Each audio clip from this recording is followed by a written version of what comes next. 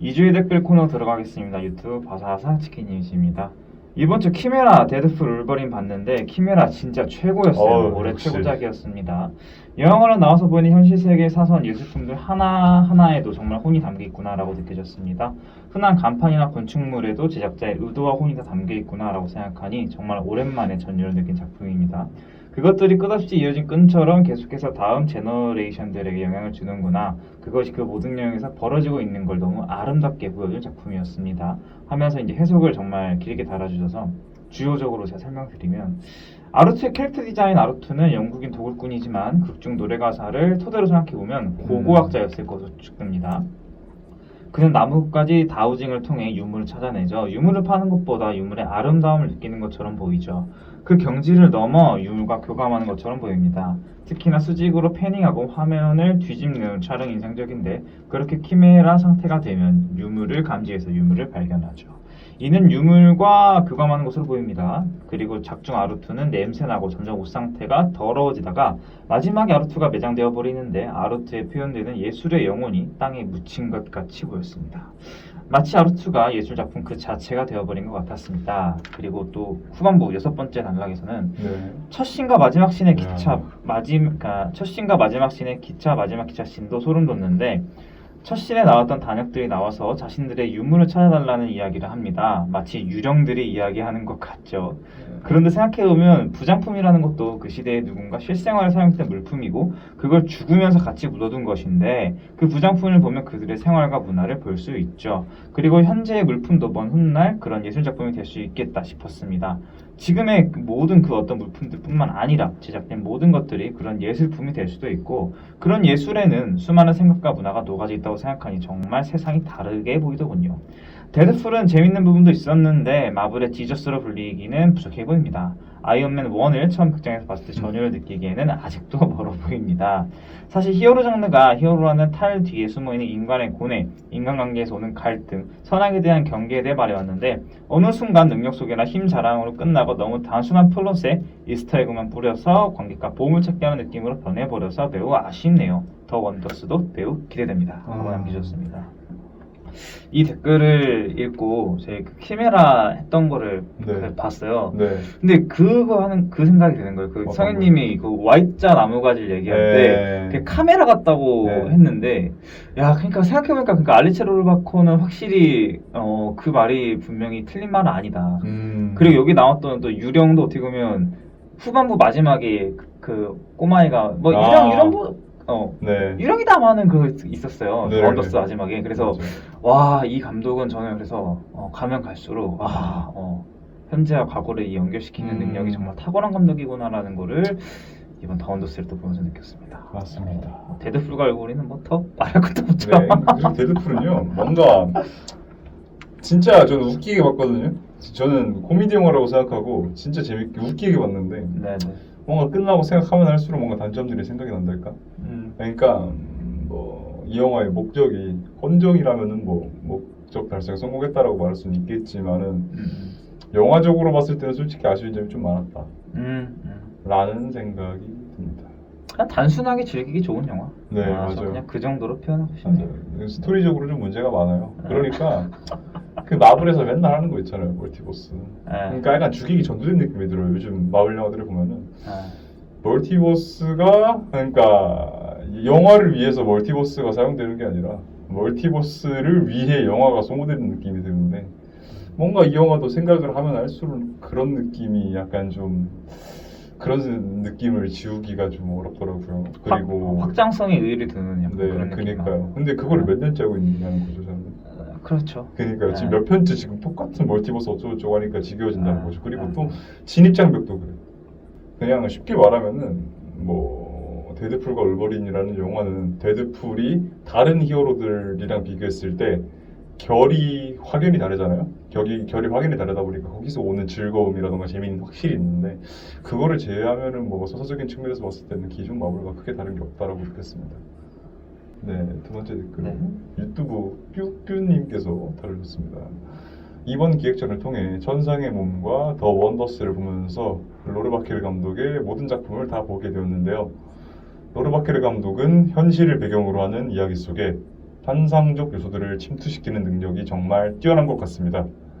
그렇게 작품 속에서 과거와 현재, 삶과 죽음, 실제와 환상, 꿈과 현실들의 경계를 지우고 동시에 존재시키는데 영화를 보다 보면 말씀하신 대로 정말 기묘한 마법 같은 순간들을 만나게 되는 것 같습니다.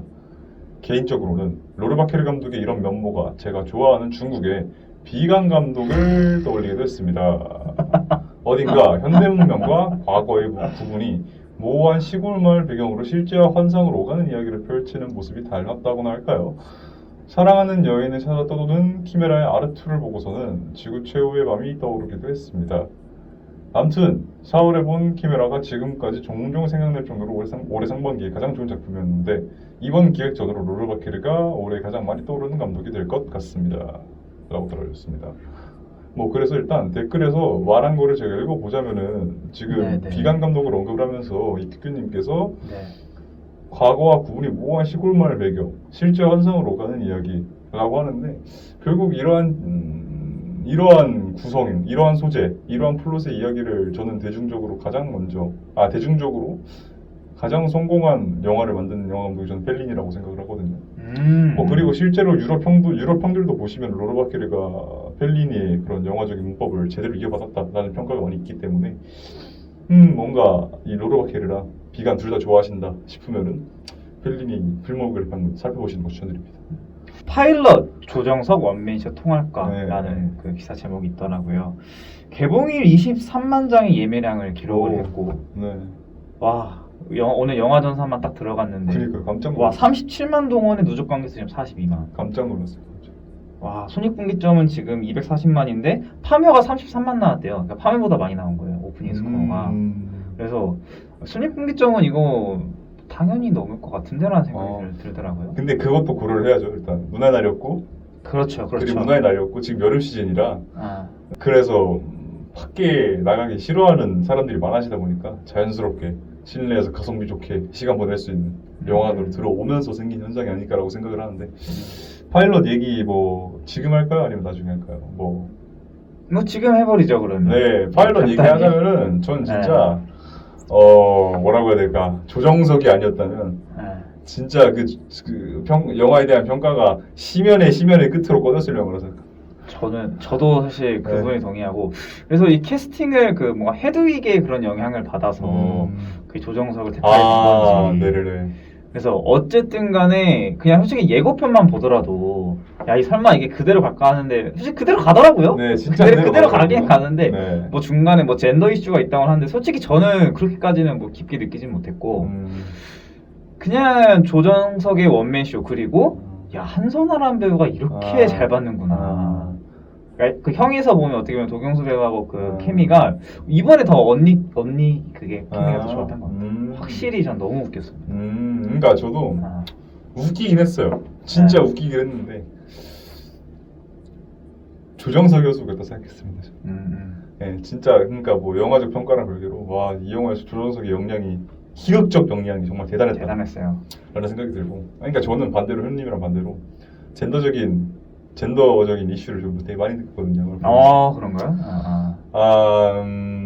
발레리노부터 아니야 그런 건 오히려 아. 상관없었어요. 그런 건 아. 오히려 상관없었고 아, 조정석이 맡은 한정우라는 캐릭터를 둘러싼 배경 같은 것들을 살펴봤을 때 뭔가 너무 젠더 포르노 같은 느낌을 받아가지고 저는 이 영화가 어떻게 보면은 좀 그나마 좋은 점을 하나 짚자면은 캔슬 컬처를 비판하는 느낌이 들었거든요. 그러니까 뭐 말 한마디 잘못했다고 사람 영원히 나락 보내고 약간 그런 거 비판하는 느낌이 들어서 그건 좀 좋게 생각을 하는데 영화에서 보면은 조정석이라는 한정우라는 인물을 둘러싼 사람들은 다 한정우한테 의지하면서 살잖아요. 그쵸? 그게 원톱 캐릭터의 그쵸? 연기 아니 그게 아니라 그 영화 배경적으로 캐릭터적으로 봤을 때 주변 인물들이 네. 다 의존을 하면서 사는데 그렇죠. 가족들도 그렇고 네. 뭐 하나 사건 터졌다고 해서 내팽개쳐버리는 그냥. 네. 그러니까 그게 캔슬 컬처를 비판하려는 의도라면은 이해는 하겠는데 저는 이 영화가 분명히 젠더적으로 말을 하는 측면이 있다고 생각을 하거든요. 그거를 연결지어서 생각을 해봤을 때 이거는 지극히 그냥 너무 한쪽 성별의 시선에서만 때리기 한쪽 때리기였어. 쓴 젠더 포르노라는 느낌이 너무 들어가지고 전 그리고 아. 배우를 욕하는 게 아니라 그 이주명님이 맡은 캐릭터가 좀 그쵸. 별로였어요. 뭐가 안 붙죠. 너무 별로였어요. 어. 아니 저는 그런 캐릭터가 실제로 사회에 있다? 쉽지 라고 않지. 한다면은 단적으로 말했을 때 뭐 기득권에 저항하는 능력 있는 커리어 우먼이 아니라 저는 그냥 사회 부적응자 패급이라 생각하거든요. 아니 나는 오히려 거리를 두거나 뭐 라이벌로 갈 줄 알았는데 그러니까요. 아니 그냥 둘이 이렇게 뭐 싸우거나 그럴 줄 알았는데 갑자기 뭔 친구가 돼서 그렇게 그러니까요. 라는 시선? 그러니까요. 아니 저는 그리고 그런 식으로 살면은 사회적으로 커리어적으로 인생이 풀릴까라는 생각이 들어요. 아니 저는 그렇게 처음 등장할 때부터 그렇게 저는 정도가 있다고 생각을 하는데 그렇게까지 상관한테 대드는 사람이 어떻게 사회에서 인정받는 사람이 될 수가 있지라는 생각이 들더라고요. 근데 그거를 페미니즘의 잣대에 들이밀어가지고 이거는 페미니즘적 젠더적 이슈가 들어가 있으니까 이해해줘야 된다, 공감해줘야 된다 이런 생각이 들어요.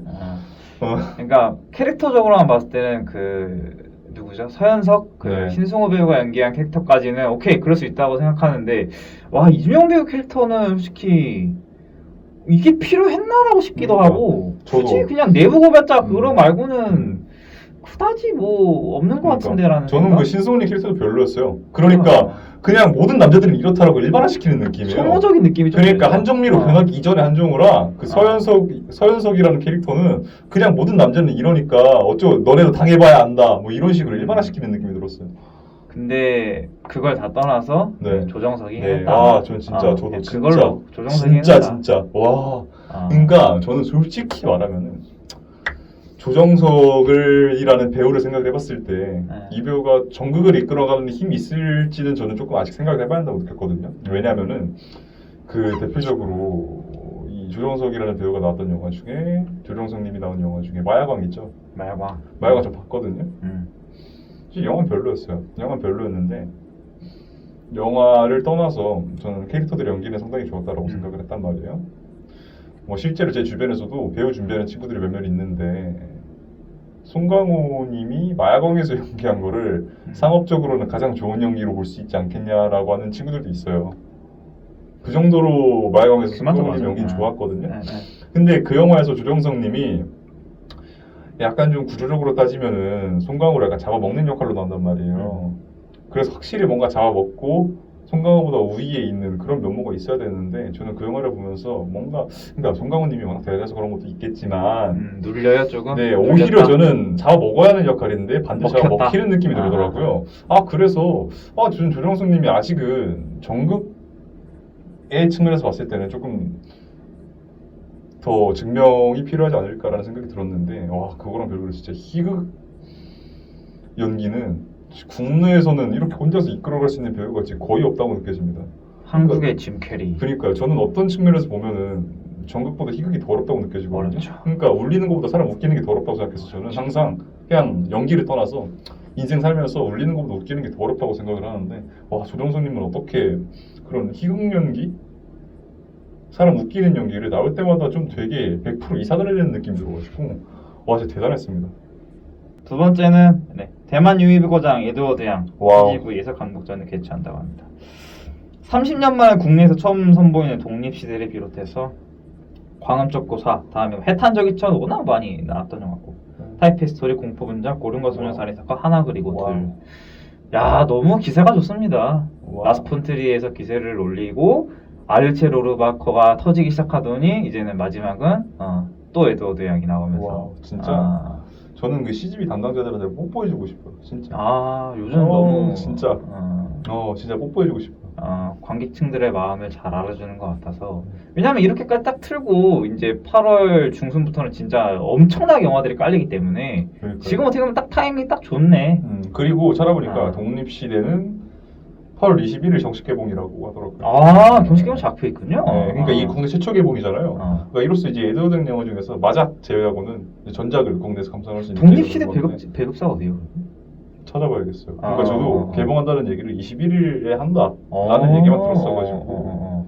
더 언더스도 미리 그 M&M 쪽에서 해가지고 했던 것처럼 독립시대도 미리 개봉을 하는 것 같은데 이제는 뭐 서울아트 시네마나 에무 시네마, 뭐 시네큐브 그거 힘들어 거기까지 가는 게 그냥 집 앞 극장에서 보고 싶기 때문에 힘들죠. 예, 이제 집 앞 극장에서 보고 싶기 때문에 이런 기획전은 굉장히 환영하는 바입니다. 네. 2주 영화는 더 원더스입니다. 네. 와, 와우. 어떠셨나요? 저는 역시나 알레츠 로르바 전 너무 좋았다니까요, 이 영화. 상당했습니다. 그러니까 저 행복한 날짜로 보고 왔거든요. 네. 행복한 날짜로 진짜 좋았는데 저는 개인적으로 더 원더스가 더 좋았어요. 와. 더 원더스 진짜 너무 좋았어요. 더 날 것이라 그런 건가요? 약간? 그런 것도 있고 아무래도 뭔가 감독의 저는 이 영화가 감독의 개인적인 이야기 그렇죠. 자전적인 이야기가 좀 섞였어요. 자전적인 측면이 좀 섞여 있다라고 생각을 해가지고 음. 그 뭔가 감독의 스타일이라던가 언어라던가 문법에 조금 더 설득력이 들어간 느낌이 들었습니다. 그러니까 뭐라고 해야 될까? 이 로르 바케르가 가장 잘하는 영화의 신비성이랄까요? 영화라는 매체의 신비성을 부여하는데 저는 더 원더스가 더 잘 구현을 했다고 생각해요. 그 신비성. 그러니까 확실히 그 개인적인 이야기가 많이 들어갔는데 이제 그거는 이제 영화 이야기를 털면서 한번 알아보는 걸로 하고요. 네. M&M 스윗배그 사랑합니다. 네. 와우. 그래서 지금 클로즈 유어 아이즈하고 말이 안 되죠. 그건 와. 내가 아니야 그랜드 투어 The Other Way Around까지 와우. 지금 대기 중이다. 저 감독이 짱짱하죠. 너무 짱짱해요. 빅토르 에디스, 레오 카락스, 아, 미겔 고미시 칸 감독상 받은 이거 아. 그리고 호나스트레바. 이건 호나스트레바. 와. 지금 미쳤습니다. 대기 중인 게. 와. 진짜 M&M 진짜 빚내서 장사하는 것 같아요. 그러니까 어떻게 이렇게 하는지 모르겠어요. 이런 영화들이 이 클로즈 아이즈는 찾아보니까 그 작년에 에모시네마에서 상영했었잖아요. 했어요? 한두 번 틀어줬었거든요. 아. 그때 얘기를 좀 보지 못했는데 들어보니까 이 영화가 좀 진짜 그 수입가가 너무 비싸가지고 수입사 배급사들이 좀 되게 수입을 꺼렸다. 수입을 꺼린 영화라고 했는데 와 이거를 하네요. 이거 빅토르에서 생각하니까 당연히 벌집의 증명 이거 보면서 생각나실 것 같아요. 그렇죠. 이 영화도 당연히 좀 생각날 수밖에 되게 없죠. 소재가 버리다 보니까. 네. 그래서 그렇고 알레츠 로르바케르가 이번에도 기획전을 하면서 많은 한국 관객에게 모습을 보였는데 근데 뭐 천상의 육체, 행복한 라차로 키메라까지 저 천상의 육체를 재밌게 봤습니다. 그래요?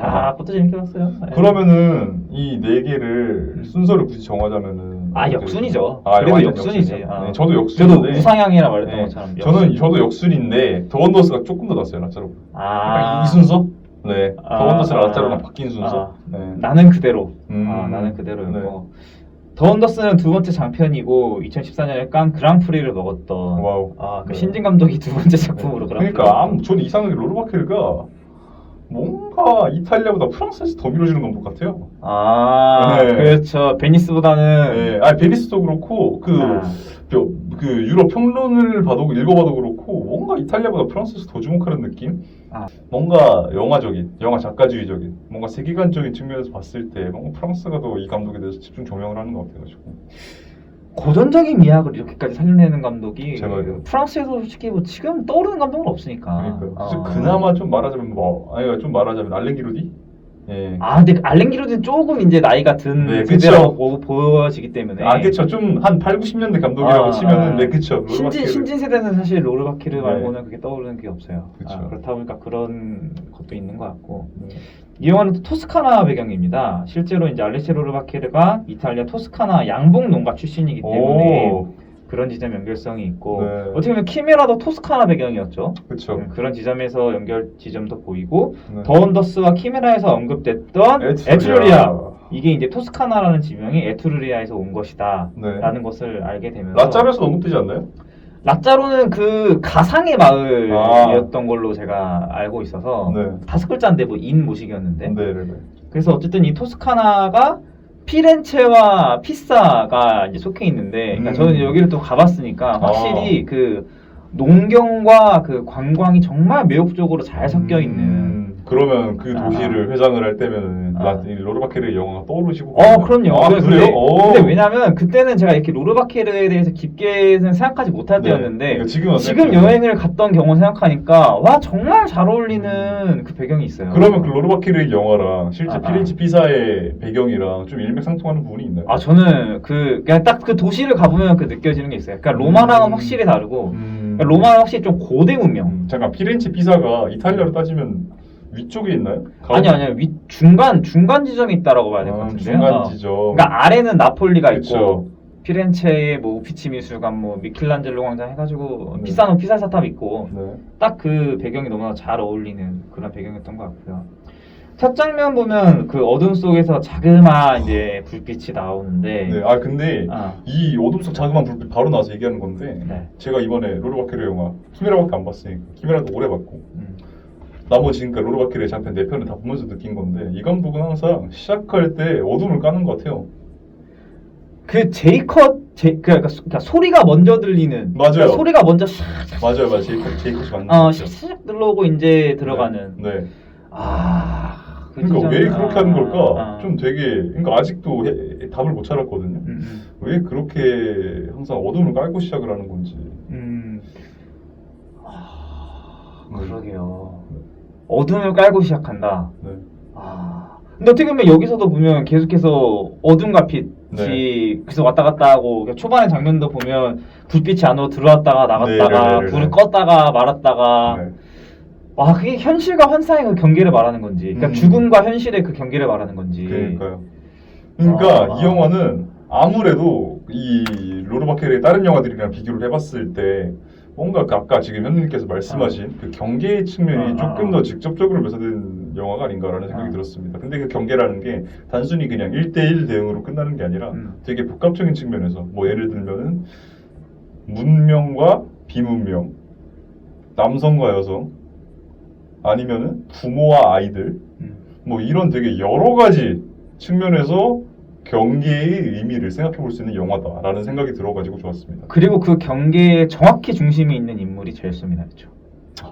정확하게 중심에 있는 인물이 젤소미나였다고 저는 생각을 하고요. 네.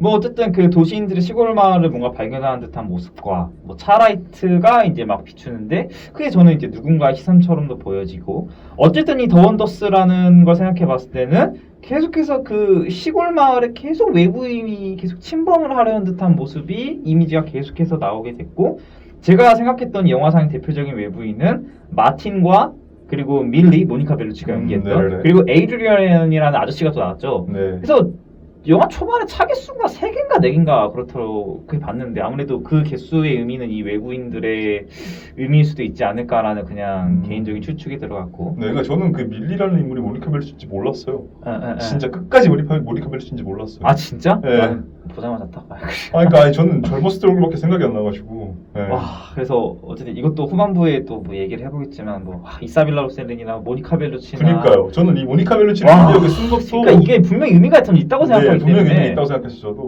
그건 후반부에 또 얘기를 해보고요. 그래서 뭐 불빛들이 안으로 들어왔다가 나갔다가 껐다가 켰다가도 하고 아이들이 자고 있는 모습도 보이고 근데 이 집은 애 넷에 부모가 둘이 케어하고 있고 또 한 명 또 도움이라고 봐야겠죠. 코코라는 캐릭터도 있고 좀 복작복작스러운 좀 모습을 보입니다. 그래서 이 알리체 로르바케르의 언니인 알바로 로르바케르가 엄마인 또 안젤리카의 역을 맡았고 페르소나죠. 네. 페르소나죠. 예. 그리고 이제 젤소미나 역의 마리아 알렉산드라 이 배우가 키메라에서도 나왔대요. 근데 저는 알렉산드라 누구였지라고 생각이 드니까 못 찾겠더라고. 누군지 기억나세요 이제? 아니 안 나세요? 못 찾았어. 그러니까요. 키메라에도 나왔다고 하고요. 그래서 이걸 또 찾아봤어요. 연계성을. 아, 그쵸. 근데 이게 펠리니 영화의 네, 길에 젤소미나라고 라스트라가. 네. 하고 알바 로르바케르에도 플레임이 카테리나가 들어가더라고. 알바 카테리나 로르바케르인데 여기 그 꼬맹이 이름이 카테리나였잖아요. 그쵸. 그 부분도 있고 행복한 라자로의 리콜레타 아브라스키가 연기한 여기 이름도 루나인데 루나가 누구였죠? 꼬맹이 네네네. 루나하고 이 카테리나였잖아요. 네. 그 부분도 있고 그리고 또 최근에 또 알리체 로르바케르가 퐁피두 센터에서 기획전을 했는데 그게 뭐 제목이 뭐 루나빠였나? 아 그래요? 하여튼 이 캐릭터들의 이름들이 뭔가 그냥 지은 건 아닌 것 같다라는 생각이 드는 네. 확실히 개인의 자전적인 이야기가 많이 박힌 것 같다라는 그런 생각도 들고요. 네. 밖에서 주무시는 이제 아버지 볼프강이 나오는데 망할 사냥꾼들아 막 그만 쏴라고 하는데 근데 정확히 쏘는 대상이 저는 뭐였지? 그쵸. 근데 저는 이 영화는 이 장면은 사냥가 뭘 쏜다는 것보다는 아버지가 혼자 잔다. 그리고 스스로 고립을 원한다. 그렇죠. 라는 이미지. 그러니까 저는 중요하다고 생각했습니다. 그거는 그러니까 완전히 본인이 그 앞장서서 맡고 있는 그런 느낌이에요. 그러니까 외부인이 총을 쏘는 것처럼 지금 계속해서 이렇게 침입을 마을에 개발시키려고 들어오고 있는데 그렇죠. 그거를 본인이 그냥 앞장서 다 막는 느낌? 그렇죠. 예, 예, 이렇게 예. 아버지가 혼자 침대에서 자는 샷이 이후에도 한두 번 더 나오는데 음. 이 샷이 엔딩에서 어떤 이미지가 만들어지는지랑 연결지어서 생각을 해보면 상당히 의미가 깊은 씬이죠. 그래서 그 바로 이어진 게 애들을 아버지는 최대한 안 데리고 가고 싶은데 네. 최대한 뭐 어떻게 보면 그런 걸 좀 안 보여주려고 하고 회피를 좀 시키고 싶은데 엄마 그 와이프가 계속 애들 좀 데리고 가라고 네. 데리고 가라고 하니까 이제 애들을 데리고 가고 이제 카메라가 이제 뒤에서 이제 차를 쭉 따라가는데 저는 그 존 오브 인터레스트에서 차가 이렇게 쭉 들어가는 것처럼 네네. 그 본격적인 이 시골 마을의 이야기를 시작한 듯한 그 시작점이 보이기 시작했고 네. 그 이제 양봉이를 하는데 이제 벌들이 막 다니니까 저희가 했던 그 이만종의 벌도 생각나고 뭐 벌집의 정령도 생각나고 어쨌든 알레체로르바키르가 양봉농가 출신의 또 감독이기 때문에 네. 그래서 이걸 자전적인 이야기라고 봤을 때 이 음. 감독이 그러면 딸이었을까? 딸이잖아요. 그럼 그 딸 4명 중에 어느 위치에 있었을까? 라고 그냥 저는 생각해 보게 되더라고요. 네네네네. 그래서 찾아보는데 결국에 몇 남 몇 녀인지를 못 찾았어요. 네. 몇 남 몇 녀인지 못 찾았는데 그러면 과연 이 알레체로르바케르가 마리넬리였나? 마리넬라였다면 네. 그럼 젤소미나 역할에 알바로 르바케르를 봐왔지 않았을까라고 하는 시점에서 이 영화를 그렸나? 개인적인 영화 그렇죠, 좀 그렇죠. 느껴지니까 이 영화가. 네.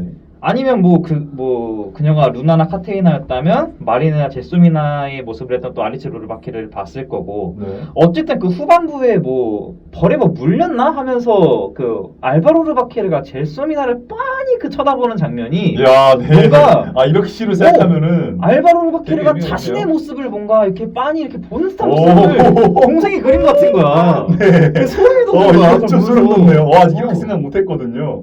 와, 이렇게 생각하면 진짜 소름 돋네요. 그리고 이 벌 얘기가 나와서 한 얘기인데 어쨌든 영화에서 벌이라는 소재가 등장하면 당연히 생각나는 영화가 벌집의 정령이잖아요. 네, 근데 네. 벌집의 정령에서 나오는 저는 벌이라는 것의 의미라기보다는 결국 거기 등장하는 애들, 벌집의 정령이라는 영화에 등장하는 애들이 여러 공간은 아니지만 한정된 배경 안에서 여러 공간을 오다니는데 저는 그게 그 한정된 공간이 한정된 큰 공간을 벌집이라고 한다면 그 공간을 오가는 아이들의 모습을 벌로서 형상화한 것이 아닌가.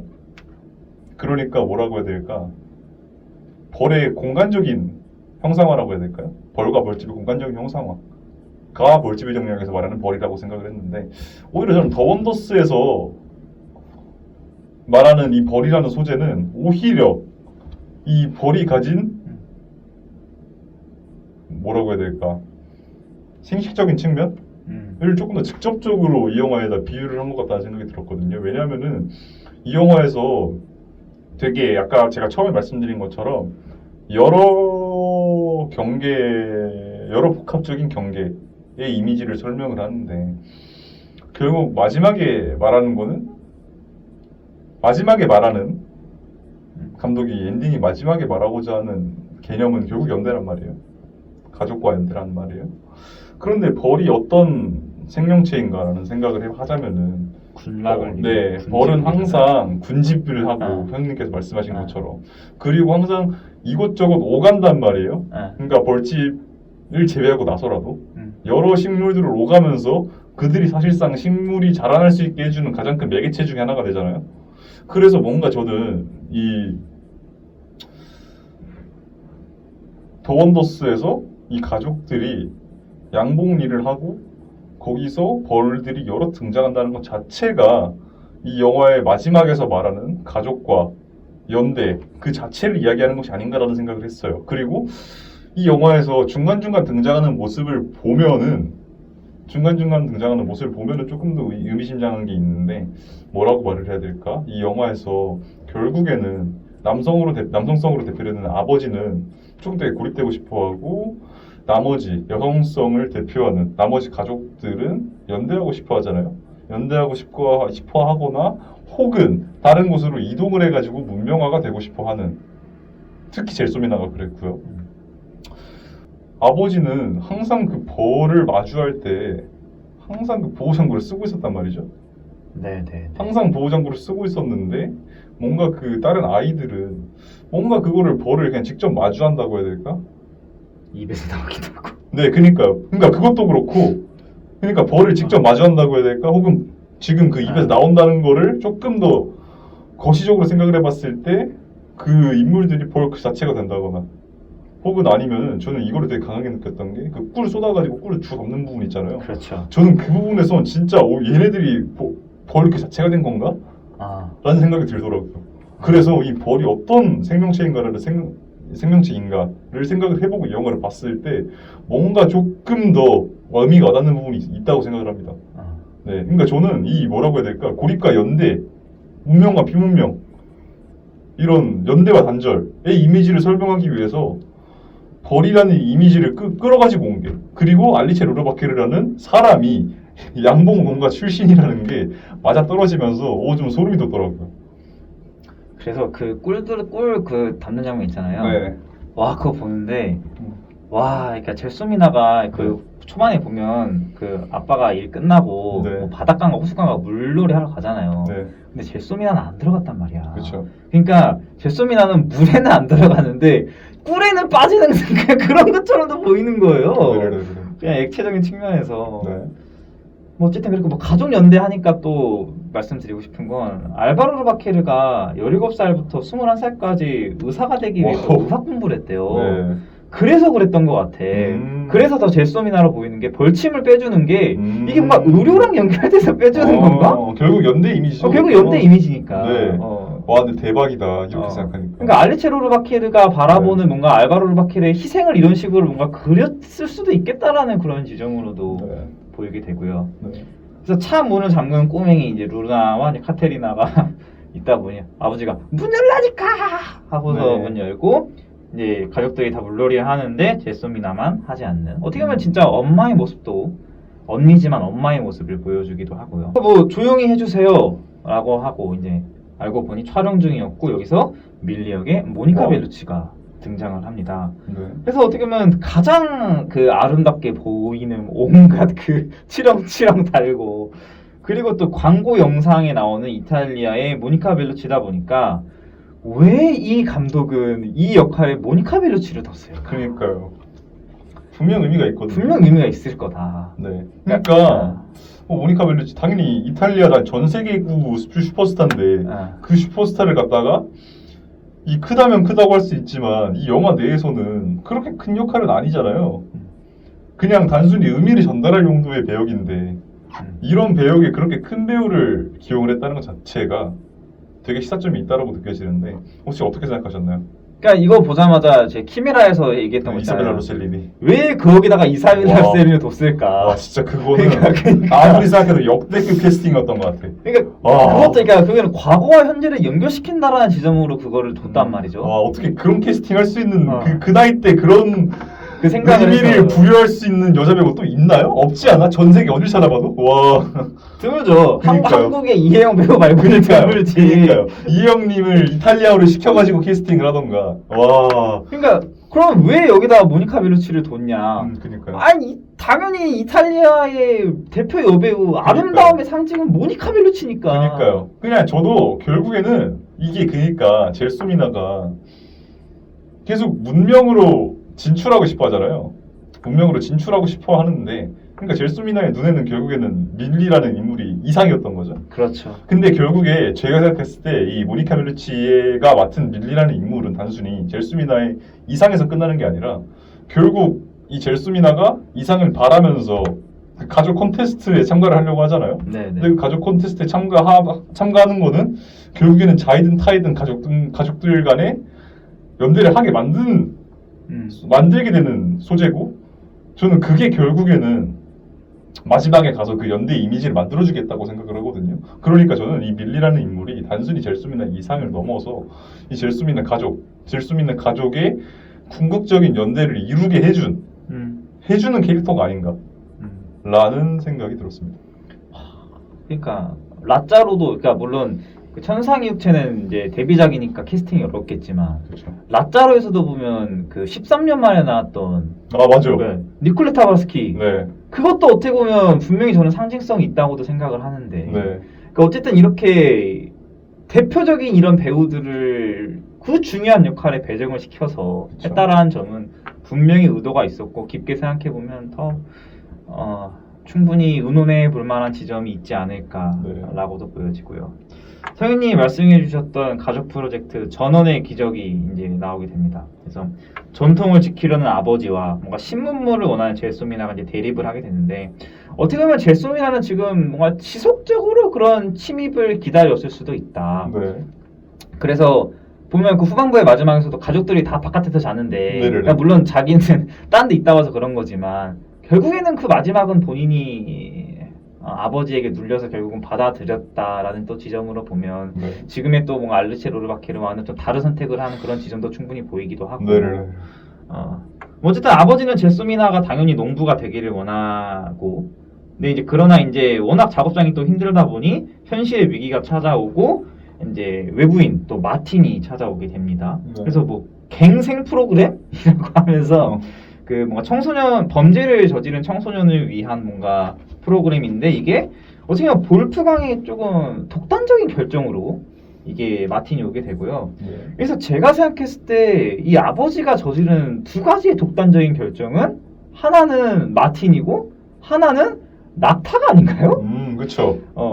이 공통점이라 보면 아버지가 어떻게 보면 비정상적으로 뭔가 좀 데려온 대상들이고 또 한 가지 보면 어떻게 보면 이게 풀어지지 못하고 가축자로 뭔가 갇혀진 그런 네. 공통점도 보이고 또한 젤소미나가 중요하게 뭐 선택을 해야 될 때 마주치는 존재들이었다 라는 네. 지점으로 뭔가 마틴과 낙타가 조금 비슷하게 보이기 네. 시작했습니다. 그래서 낙타의 경우에는 아버지를 싸우고 이제 아버지를 찾으러 가냐 마냐 했을 때 본 거고 마틴의 경우에는 이제 가방을 전달해 주냐 마냐의 그 관점인데 네. 결국 이 지점은 저는 문명을 택하냐 마냐 그 지점으로 보였거든요.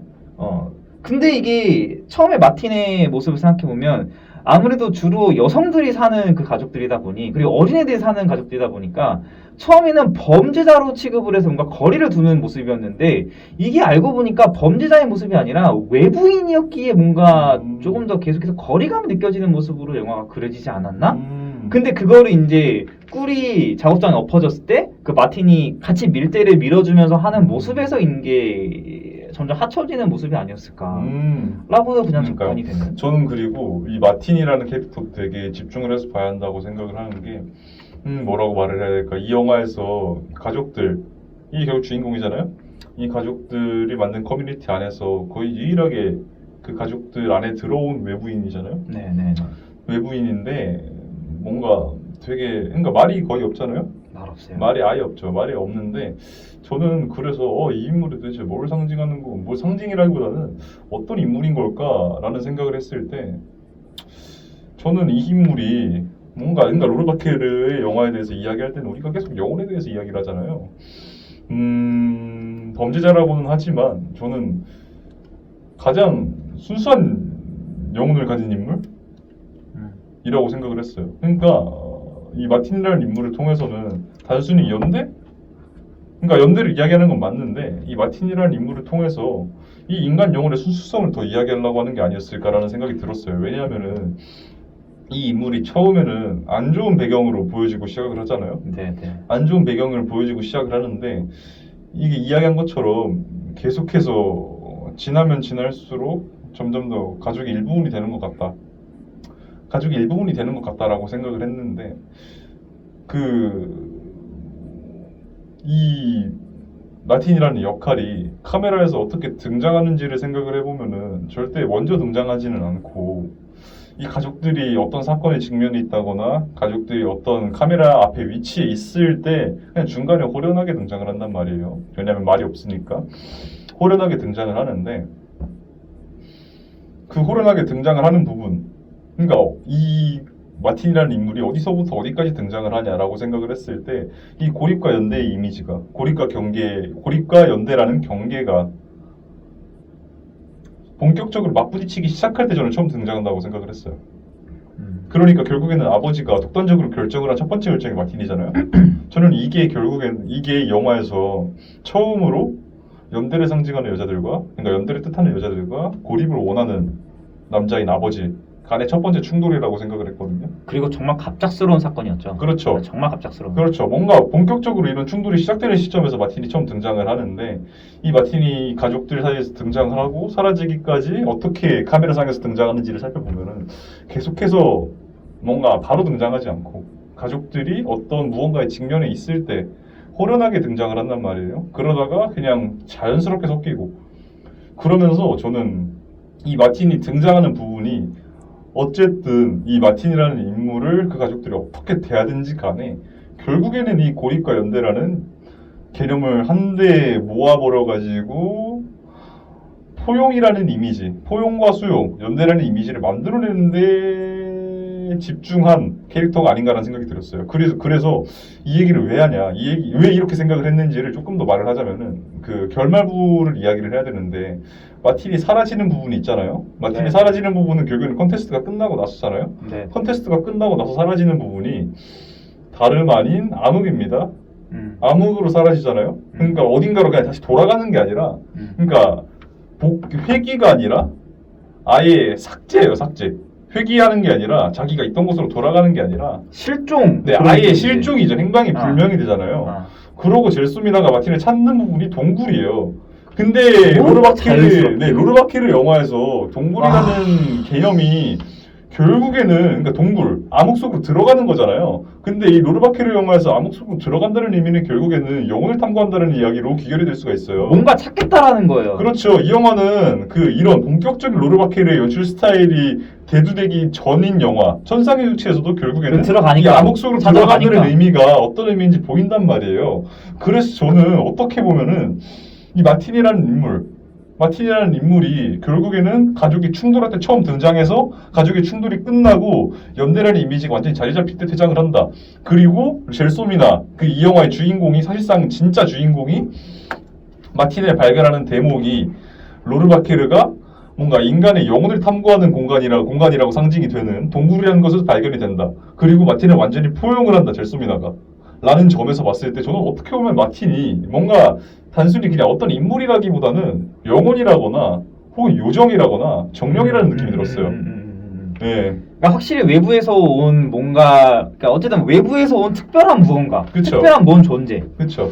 근데 그것조차 받아들이려고 했던 점이 어떻게 보면 배경 설정 또한 독일 쪽으로 설정을 해둔 것도 어떻게 보면 그쵸. 아르체 루르바케르의 부모님이 아버지가 독일계 출신이라고 맞아요, 그렇기 맞아요. 때문에 또 네. 그런 식으로 하나를 뭔가 연대지어서 그렇게 또 설명을 하려 했던 부분이 그런 게 또 있는 거고. 맞아요. 어쨌든 그 영화상 보면 마틴은 뭔가 조금 아들을 조금 원했다라는 그런 느낌도 들고 맞죠. 뭔가 남자 그러니까 뭐 여자들이란 나는 뭐 그런 네, 말도 그렇죠. 하듯이 그런 식으로 뭔가 원했는데 근데 가면 갈수록 막 형님 막 제초제 뿌리니까 네.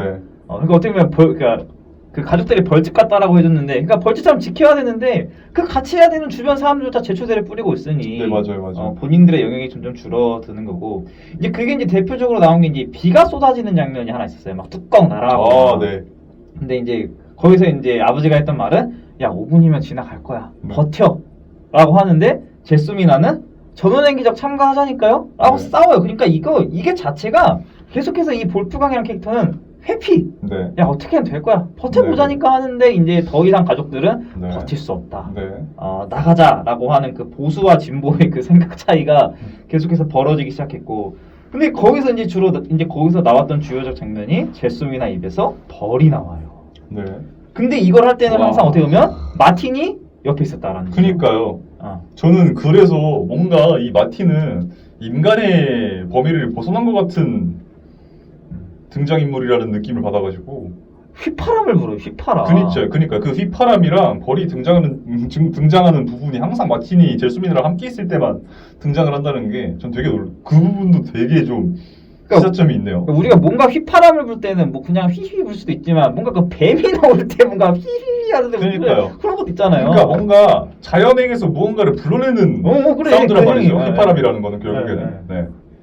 그래서 이게 어떻게 보면 제수미나가 순간적으로 사랑에 빠져서 얘기할 수 있는 행위였을까라고도 생각이 들고 그래서 제수미나가 사랑에 빠진 두 인물을 뽑으면 하나는 밀리였고 하나는 어떻게 보면 마틴이었다라는 지점이죠. 그렇죠. 그러니까 밀리는 어떻게 보면 아름다움이라는 상징성이 있다 보니까 지속적으로 그 본인의 뭔가 핀을 선사해 준 건데 그러면 과연 이 젤소미나는 뭘 줄 수 있을까라고 하면 줄 수 있는 건 사실 벌밖에 없어. 젤소미나 뭘 가지고 있어요. 그렇죠. 그러니까 어떻게 보면 그 벌을 꺼내준 건데 그게 자기 속에서 나왔다라는 거는 뭔가 자기 속에 내비치는 진심 혹은 진짜 깊은 뭔가 사랑을 표현하는 것이 아니었을까라고도 그쵸. 표현이 되는. 그렇죠. 그리고 저희가 아까 벌이 어떤 여기서 이 영화에서 어떤 방식으로 등장을 하는가, 어떻게 사용이 되는가를 생각을 해봤을 때 이 젤소미나가 벌을 그들한테 선사한다는 것 자체가 굉장히 또 큰 의미가 될 수 있지 않을까라는 생각이 듭니다. 혹은 더 이상 이걸 하고 싶지 않아. 토해내는 걸 수도 있어. 아, 그렇죠. 그럴 수도 있죠. 혹은 하고 싶지 네. 않아. 라고 그럴 수도 토해낼 있죠. 수도 있는 거고. 네. 그래서 또 다음 외부인은 또 에이드리안 아저씨예요. 네. 그러니까 어떻게 보면 지금 이 외부인 자체를 계속 다 동경하고 있다라는 그런 모습으로도 보입니다. 그렇죠. 그래서 부모와 어렸을 때부터 그 뭔가 아는 사이처럼 보이고 밀라노를 언급한다라는 지점도 그러니까 이 사람은 뭔가 전통 속에 있었는데 네. 밀라노 갈래라고 같이 하면서 뭔가 좀 벗어난 듯한 그렇죠. 그런 인물로도 보입니다. 그래서 부모가 잠시 집을 비운 사이에 둘째 이제 마리넬라가 손이 베이는 부상을 입었고 양동이를 안 갈아서 작업장이 그 바닥에 꿀이 그냥 와, 난장판이 되어버린. 저희가 말한 그 진짜 시네마틱한 씬이죠. 했고 이제 또 그 사이에 전원의 기적 관계자가 또 등판을 하면서 나오기도 합니다. 여기서 확실히 코코라는 인물이 뭔가 좀 센스가 있어요. 간식으로 시간 때워주고. 네. 그러면 저는 그게 궁금했던 게, 그러니까 저 아직 해답을 못 찾았는데, 제 나름대로 해답을 못 찾았는데, 그럼 코코랑 마틴의 차이는 무엇일지 저는 되게 궁금했거든요. 똑같은 위치 아닌가 사실상? 그러니까 똑같은 위치인데 뭔가 마틴이 등장했을 때의 느낌이랑 코코는 처음부터 이 가족 안에 들어가 있었는데, 코코는 가사 도우미, 네, 마틴은 그냥 용병. 네, 그렇죠. 그런데 뭔가 그 의미적인 측면에서 둘간에 비슷해요. 생각하는 게, 그러니까 뭔가 비슷한데 이 둘이 등장하고 나서 결과가 되게 다르다 보니까 도대체 뭘 의미하는 건지 되게 궁금했거든요. 이 인물들이 촉발하는 결과적인 측면은 되게 다른 것 같아가지고. 그러니까 저는 이 코코라는 인물은 제가 지금도 어떤 관계인지 헷갈릴 정도로 정확하게 묘사가 되진 않죠. 네, 묘사가 되진 않지만 어쨌든 어떤 관계인지 헷갈릴 정도로 이미 저는 그 가족들한테 스며들었다고 생각을 했거든요. 네네네. 그러니까 마틴이랑 굳이 지금 좀 비교를 해보자면은 마틴은 이 영화에서 가족들과 함께 하기는 하지만 뭔가 그 가족 그 자체가 된다기보다는 카메라에 등장하는 타이밍을 생각을 해봤을 때 뭔가 아까 제가 말했던 인간의 범죄에서 벗어나 뭔가 도움을 주는 정령이라던가 요정의 느낌이 들었다면은 코코는 저는 뭔가 되게 지극히 인간이라는 느낌을 받았단 말이에요. 그러니까 뭐 되게 인간적인, 되게 인간으로서 형상화된 캐릭터라는 인물이 들었는데, 그러니까 저는 이 코코라는 인물에 대한 설명이 아예 없었던 게 이게 좀 되게 의도한 거라고 생각이 들거든요. 이 인물이 가족인 건지 아닌 건지 되게 헷갈리게 만들려는 의도가 들었었거든요. 근데 마틴은 어떤 배경인지 명확히 설명이 되잖아요. 그러니까 그렇다는 측면에서 저는 이 영화가 단순히 뭔가 핏줄? 그러니까 뭔가 핏줄을 떠나서 그 자체를 연대하는 가족에 대한 이미지를 주창을 했다고 생각을 해요. 참 의문의 인물이네요. 의문의 네. 인물이야. 네. 막 키스까지 시키려고 하고. 그니까요. 참 의문의 인물입니다. 네. 네. 그래서 그 전원의 기적이라는 행사가 진행되고 양돈업 종사자들이 1등을 하고. 네. 근데 이 사람 하는 말이 농장을 호텔로 바꾸고 싶다. 라는 말을 그러니까 이 사람들도 이제 살아남는 게 중요하지 전통을 지키고자 하는 그런 모습은 많이 볼 수가 없어요. 근데 그럼에도 이제 볼프강은 어떤 것은 돈으로 살 수 없습니다. 자기는 꾸준하게 이걸 지켜가겠다라는 모습으로도 보이는데요. 실제로 토스카나는 또 농업과 관광이 또 잘 섞인 도시니까 그쵸. 그런 부분에서도 좀 많이 느끼게 됩니다. 그래서 그 젤수미나 마틴이 그 공연을 펼치는데 1등을 하지는 못했습니다. 그리고 이제 떠나야 하는데 이제 마틴을 두고서 떠나가게 됩니다. 와, 이거 제가 타이밍을 놓쳤는데 와, 진짜 이 전원의 기적 시퀀스 네. 진짜 대단합니다. 한 마리 더 나오잖아요. 그러니까, 2마리 나오잖아요. 그러니까 저는 그 전원의 기적 시퀀스 시작할 때부터 네. 끝까지 그 모니카 벨루치 밀리한테 그 가발을 받는 부분 그리고 엔딩까지 이어지는 시퀀스가 와, 좀 너무 대단하다고 느꼈어요. 그러니까 전 딱 그 시퀀스가 딱 로르바케르 세계관의 정수랄까요? 그러니까 뭐라고 말을 해야 돼. 동굴에서 진행되는 콘테스트, 문명적 콘테스트라는 게, 와, 이 로르바케르가 말하고자 하는 목가적인 이미지와 도시적인 이미지의 결합이, 너무 단적으로 잘 보여진 것 같아가지고 어제 보는 내내 되게 시네마틱한 소름을 돋았습니다. 그 동굴이 그 동굴인가 그러면? 그럴 수도 있죠. 예. 마틴이 머물렀던 동굴인가요? 그럴 그러면 수도 있죠. 마틴은 문명에 머무르는 사람이네요. 그러면 이 제소미나는 문명을 결국 찾으러 간 거고. 그럴 수도 있겠죠. 근데 저는 뭐라고 해야 될까? 이 로르바케르 영화에서 동굴이라는 개념 자체가 그냥 문명 비문명이라기보다는 그냥 단순히 그냥 영혼을 탐구하는 그러니까 왜냐면 그 그림자를 했던 자체가 네. 너무 와. 그 벽에 그 벽화 유물을 네, 보는 듯이 그러니까요. 그냥 그렇게 그려버리니까. 그러니까 와 진짜 그 시퀀스 진짜 소름 돋았어요. 그러니까 그것도 어떻게 보면 역사가 될 거고 하나의 또 그쵸. 유물이 될 거라는 걸 그쵸. 암시하다 보니까. 그렇죠. 야 정말 여기서 제소미나가 너무 자연스럽게 찾아가요. 그러니까 벌들이 꿀 찾아가듯이 그냥 너무 자연스럽게 그냥 거기로 가버리니까. 그러니까 젤수미나에게 마틴은 결국에는 이상이 될 수도 있고 혹은 아까 이야기했던 인간의 무언가를 초월한 개념이 될 수도 있고 꿀을 같이 치워서 그런 건가 봐. 냄새가 비서 그런가? 그럴 수도 있죠. 그럴 수도 있죠. 네. 그럴 수도 있죠. 벌들이 찾아간 거죠. 그럴 수도 있죠. 그래서 그 그림자 형태로 노는 모습이 너무 크게 와닿았어요. 진짜 너무 대단했습니다. 이 시퀀스 진짜 이 시퀀스를 보고 싶을 때 화장실이 가고 싶어져도 진짜 억지로 참으세요. 진짜 이 마지막 3, 40분은 그러니까 너무 대단했습니다. 마틴도 어떻게 보면 자유에 살다가 그걸 어떻게 보면 분에 이기지 못해서 범죄를 저질러가지고 소년원에 gat히고 이 집에 갇히게 된 건데 어떻게 보면 이게 누군가에게는 누가 버려졌다고 생각하지만 누군가는 자유를 찾은 거거든요. 네. 근데 그 자유의 움직임을 그런 식으로 표현할 수 있다라는 게 저도. 진짜 어마어마했던 장면이었습니다. 네. 그래서 이제 그 어떻게 보면 과거와 현재의 경계에 놓인 젤소미나로도 보이고 처음에는 이제 가족들이 그 뭔가 침대에 다 바깥에 나와서 누워 있는 모습을 보였는데 이제 카메라가 다시 또 비추니까 가족들은 없고 집안은 뭔가 황폐해져 있는 모습으로 이제 영화가 끝이 나는데 여러 의미로 볼 수가 있겠죠. 가족들이 더 이상 견디지 못하고 떠났거나 아니면 그 자체로 이제 혼이 되어 죽어버렸거나 거기에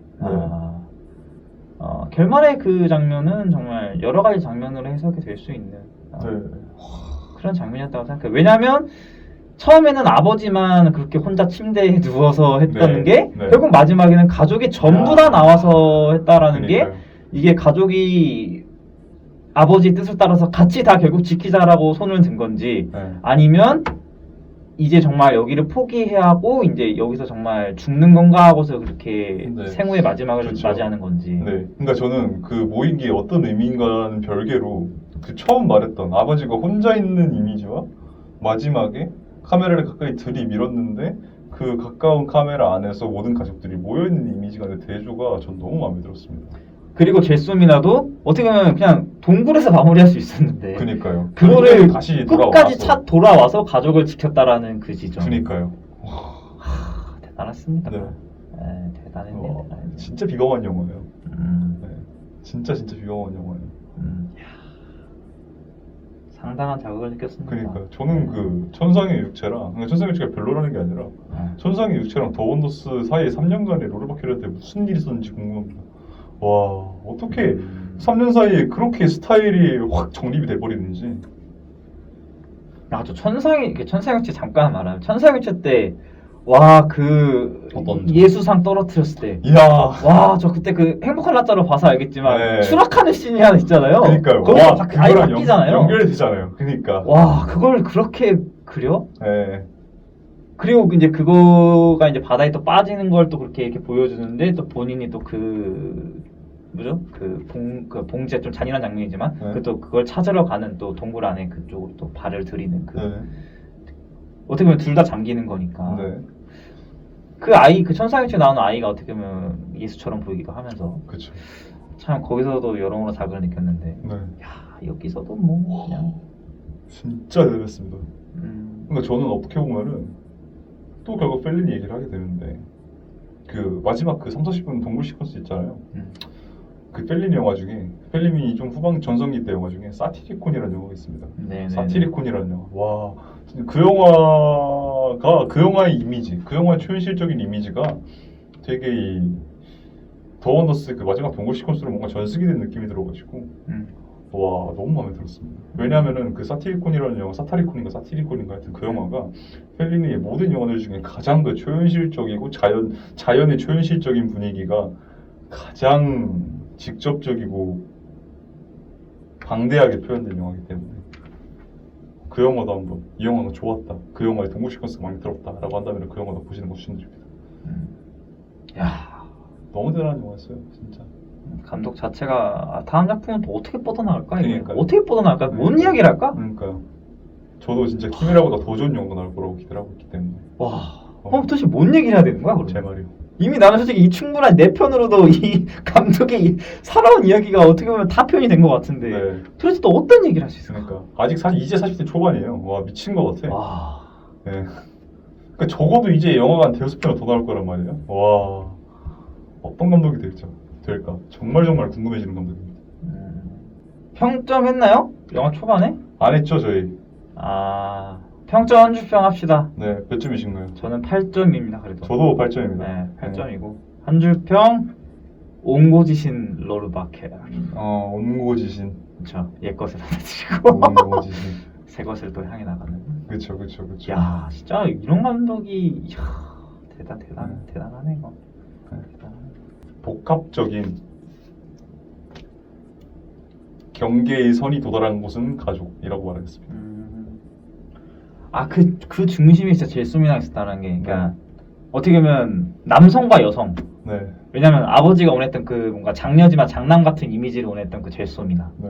그리고 과거와 현재, 그러니까 문명과 비문명 그 사이 또 경계에도 존재했던 젤소미나. 네네네. 하여튼 또 뭐 있지? 사랑과 가족이라고 해야 되나?